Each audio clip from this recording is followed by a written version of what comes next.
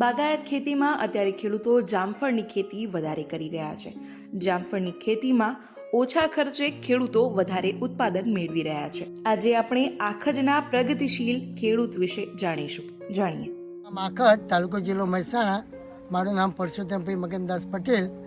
હું પાછલા 1978થી ખેતીમાં સક્રિય છું. હાલ મારા બાગાયતીમાં જામફળી છે, લીંબુડી છે અને ઓબા છે અને રીંગણી અને મરચો. મારી ટોટલી ખર્ચી 7 વીઘામાં.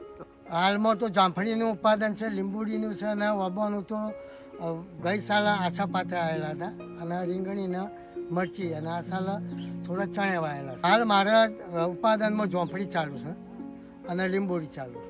જામફળમાં તમને પ્રતિ વીઘે શું ખર્ચ મારા પડે છે? ખર્ચ મારા જામફળીમાં તો ખર્ચ નહીવત જ છે. આમાં ખર્ચ પડ્યું છે લગભગ 1000 રૂપિયા અને હોમું ઉત્પાદન મારા વીઘામાં 70,000નું ઉત્પાદન થયું.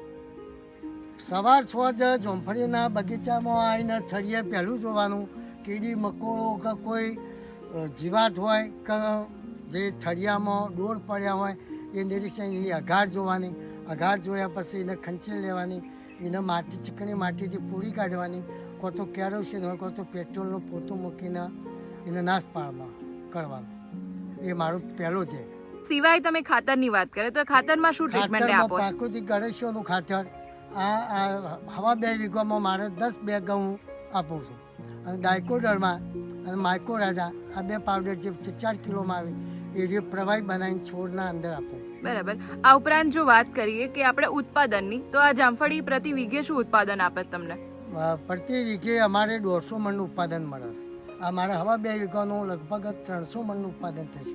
વેચાણની વાત કરીએ તો તમે અહીંયાથી વેચાણ કેવી રીતે કરો છો? વેચાણમાં તો અમે અહીંયા હાલ ગામમાં જ આપીએ છીએ જાતના લારીઓ લઈ. એમના તો અમારે બેઠા 600 રૂપિયા અમે પાયે બેઠા આપીએ, 600 રૂપિયા.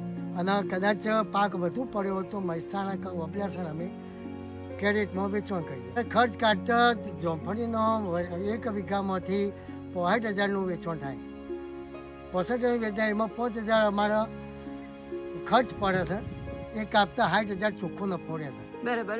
આ ઉપરાંત બીજા બાગાયતની વાત કરીએ તો એમાંથી શું નફો ને મળી રહે તમને? આમાં આ જામફળીમાં તમારે 2.5 મહિના મજૂરી હોય, આ લીંબુડીમાં 12 મહિનાની મજૂરી હોય, 12 મહિનામાં. અને આ એક મજૂર હારીએ 10 મણ જામફળ વેણે અને લીંબુડી 2 મણ વેણે. એક મજૂર 2 મણ લીંબુ વેણે. કારણ કે કોઠારી વસ્તુ ખરી ને એટલે આ તો દારૂ ધારીને લઈ લેવાય, પણ પેલા તો કોટો હાથ ગળાય ને એટલે ઓકરીથી જ પાડવું પડે.